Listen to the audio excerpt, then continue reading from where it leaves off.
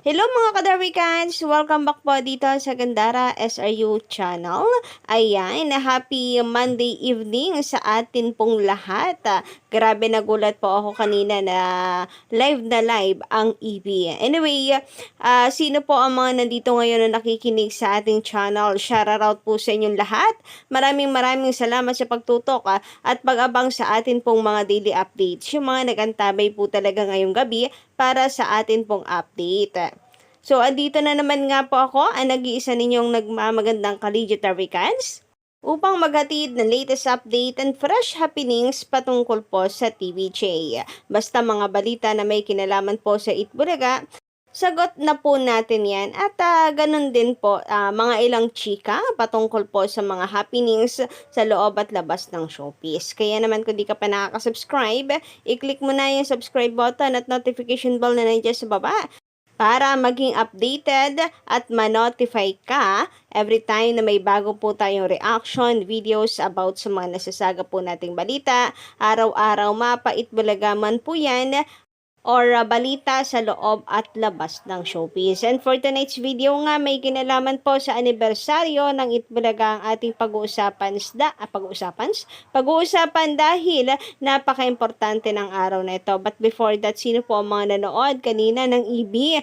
Grabe, bumisita itong si Jollibee para pasayahin po itong birthday boy. Mga kadarwikats, kitang-kita nyo naman yung reaction niya. Grabe, sobrang saya.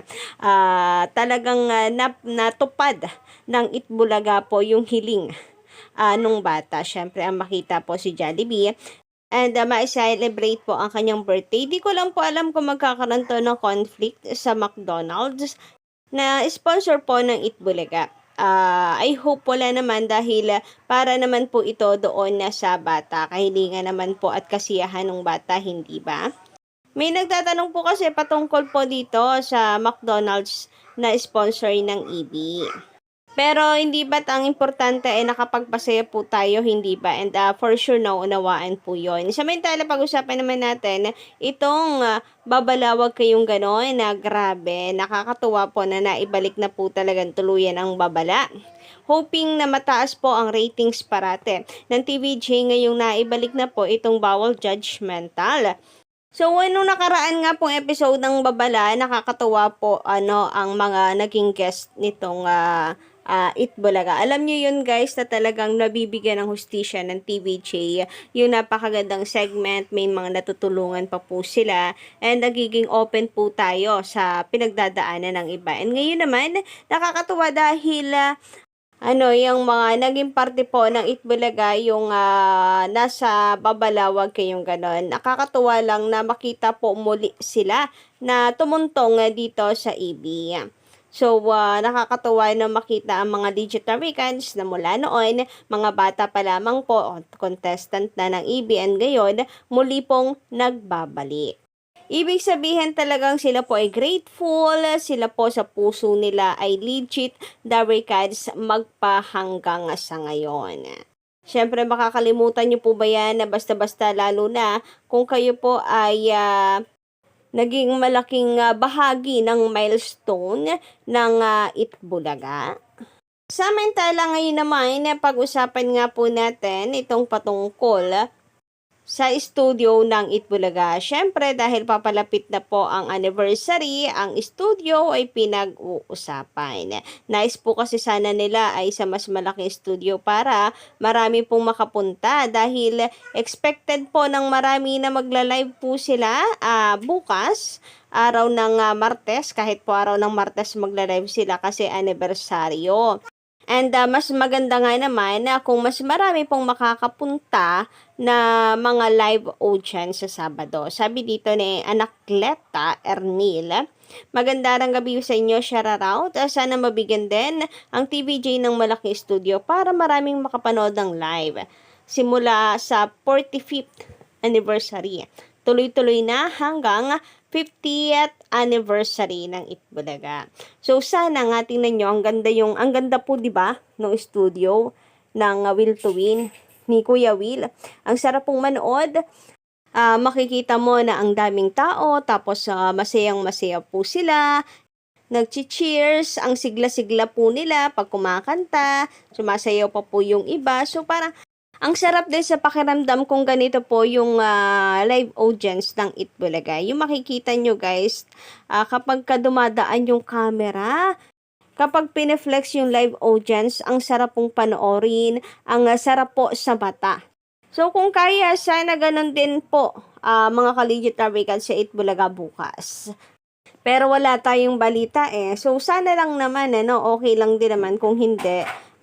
Sa malaking studio gaganapin. Ang importante, tayo ang magsi-celebrate guys ng 40th anniversary. 40th na-excite tayo. 45th anniversary ng Itbulaga.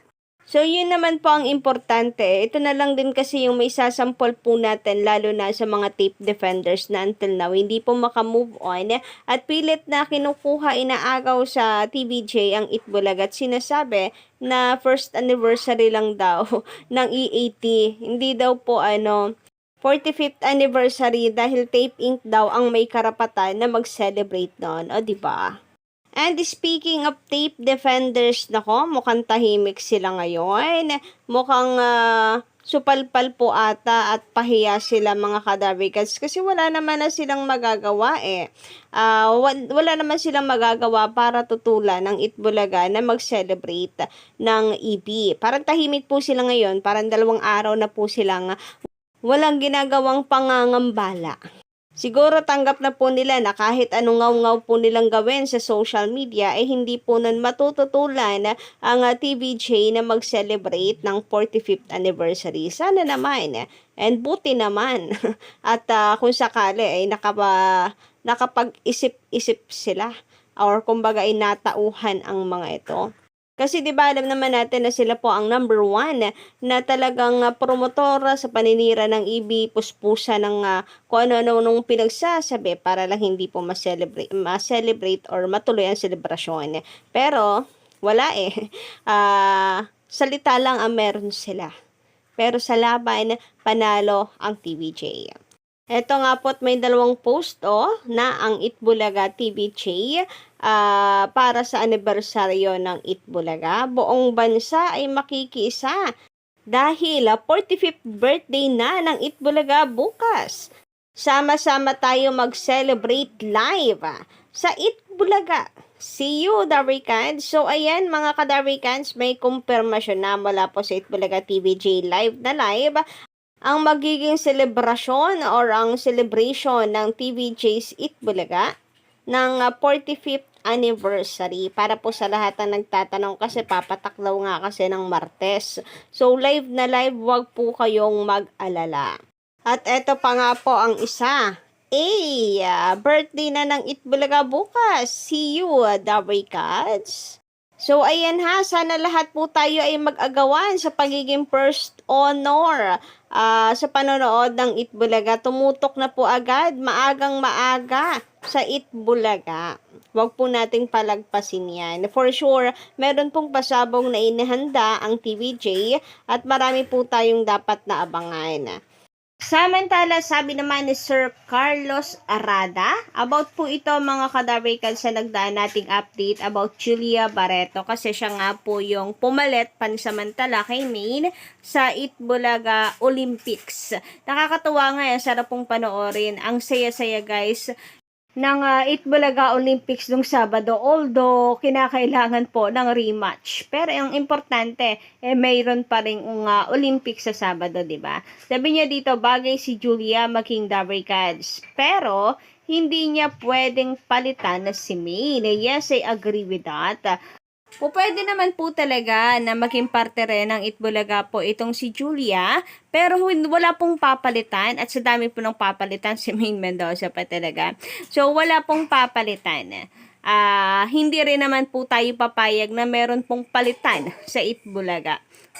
So, sana lang din kung hindi po ma-mainstay itong si Julia, mapadalas po or kahit bilang guest host kung tawagin mga kadarbikas, itong si Julia sa EB. Marami rin po kasi ang nakagusto po sa kanya, malakas yung charisma niya, and bagay nga raw po siyang maging Darricals. Kayo naman ba?